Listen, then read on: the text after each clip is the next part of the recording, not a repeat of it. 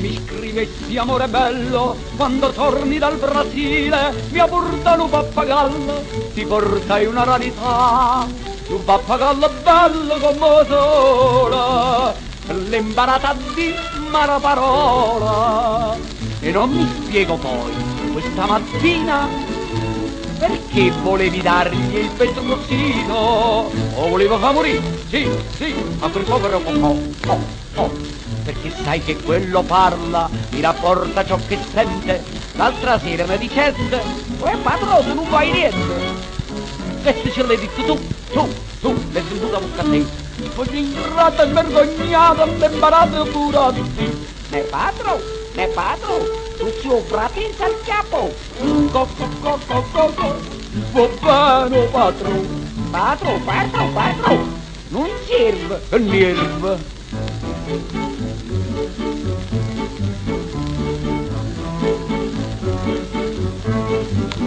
Mi scrivesti vita mia, sto facendo casa e chiesa, sto pigliando sull'archia senza te posso sta. Forse ti chiedo un bacio, un dolce ampletto, invece di dirmi sì rispondo yes.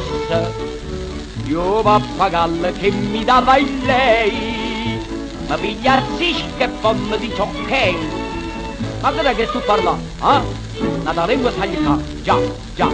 Tu mi fai la madonnella, ma con poi ti sbrevogna. L'altra sera mi dicetta, Don Nico, tu tieni la rogna. Questo ce l'hai detto tu, la sento la bocca a te. Voglio ingrate, svergognate, le barate purati. Ne padro, tieni a zemiola mio. Va bene, patro, in a molla non guardi il collo.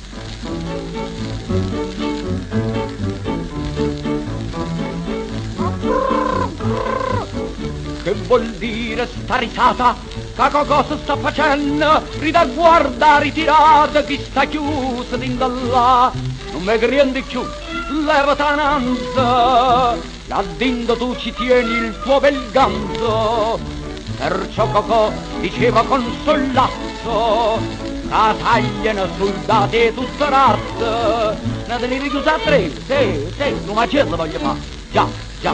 Noi portare caramelle, pastarello, momolone. E che fanno stati quattro lire in due stivoni. Non ne posso proprio più. E non ridere, Cocò.